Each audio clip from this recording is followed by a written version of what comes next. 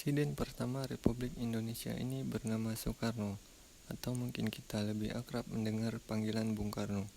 Soekarno lahir di Blitar pada 6 Juni 1901. Masa kecil Soekarno hanya beberapa tahun hidup bersama orang tuanya di Blitar. Semasa sekolah dasar hingga tamat, Soekarno bertempat tinggal di rumah Haji Umar Said Cakrominatto yang merupakan politisi kawasan pendiri Syarikat Islam. Kemudian melanjutkan sekolah di ABS, Hoogere Burger School. Saat belajar di ABS itu, Soekarno telah memupuk rasa nasionalisme dalam nasubarinya. Usai lulus ABS pada tahun 1920, beliau pindah ke ibu kota Jawa Barat dan melanjutkan ke TAS, Technische Hoge School, atau Sekolah Teknik Tinggi yang sekarang disebut sebagai Institut Teknologi Bandung. Beliau pun berhasil meraih gelar insinyur pada 25 Mei 1926. Kiprah Soekarno pun berlanjut ke bidang politik. Kemudian sang proklamator merumuskan ajaran Marhanisme serta mendirikan sebuah partai yang bernama PNI atau bisa disebut Partai Nasional Indonesia pada 4 Juli 1927. Tujuan berdirinya partai ini adalah untuk menuju Indonesia merdeka. Kompeni yang tidak senang dengan pergerakan Soekarno mengambil tindakan agar pemerintah Hindia Belanda saat itu masih bisa berdiri kokoh di tanah jajahannya. Akibat Belanda menjebloskan Soekarno ke penjara Sukamiskin yang berada di Bandung pada 29 Desember 1929. 8 bulan mendekam di jeruji besi, ia pun baru disidang dalam pidato pembelaannya yang berjudul Indonesia Menggugat.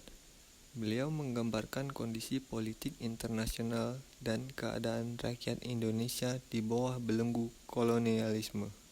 Pembelaannya itu membuat Belanda semakin marah, sehingga pada Juli 1930 PNI pun dibubarkan. Setelah bebas pada tahun 1931, beliau bergabung dengan Partai Indo dan sekaligus memimpinnya. Akibat beliau kembali ditangkap Belanda dan diasingkan ke Andes Flores pada tahun 1933, 4 tahun kemudian ia dipindahkan ke Bengkulu. Setelah menelan berbagai field fight, perjuangannya tidak sia-sia.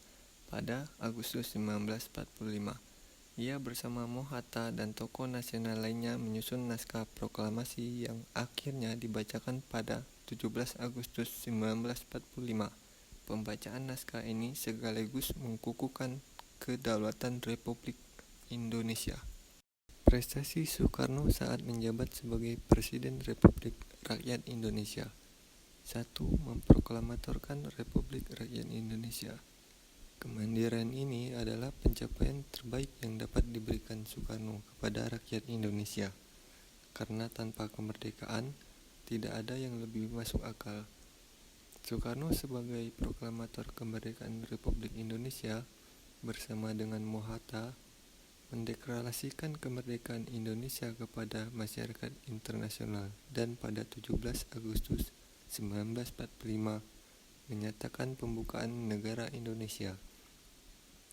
Dengan aksi ini, duo Soekarno-Hatta telah mengungkapkan keberadaan Indonesia di mata negara-negara lain di dunia. Proklamasi ini juga memberikan semangat juang yang tidak pernah membebaskan pemuda Indonesia untuk mempertahankan kemerdekaannya. Bahkan mereka siap memberikan hidup mereka untuk mempertahankan kemerdekaan ini. 2. Pencetus Pancasila.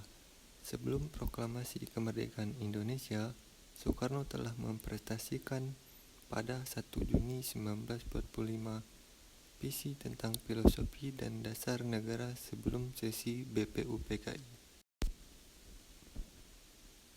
3. Merebut kembali Papua Barat. Nah, pada 19 Desember 1961, sebagai Presiden, Bapak Soekarno membuat pengumuman penting mengenai implementasi Trikora di alun-alun utara Yogyakarta. Kemudian Komando Mandala dibentuk dengan Mayor Jenderal Soeharto sebagai Panglima tertinggi. Tugas adalah merencanakannya, mempersiapkan, mengatur operasi militer untuk mempertahankan dan menggabungkan Papua Barat menjadi satu kesatuan dengan Indonesia. 4. Bangun Monas. Pada 17 Agustus 1961, Presiden Soekarno memerintahkan pembangunan Monumen Nasional atau disebut Monas. Monumen ini didirikan untuk mengenang perjuangan rakyat Indonesia untuk merebut kemerdekaan kita dari penjajahan. 5. Tentara yang kuat. Sebagai penghubung dengan Trikora, perkembangan pasukan Indonesia telah dimulai. Setelah diplomasi dengan Uni Soviet, Indonesia berhasil memperoleh hutang jangka panjang 2,5 miliar dolar AS untuk membeli senjata. Dengan hutang ini, Indonesia telah berhasil membentuk angkatan udara yang diklaim sebagai yang paling kuat di dunia, tepatnya di belahan bumi selatan.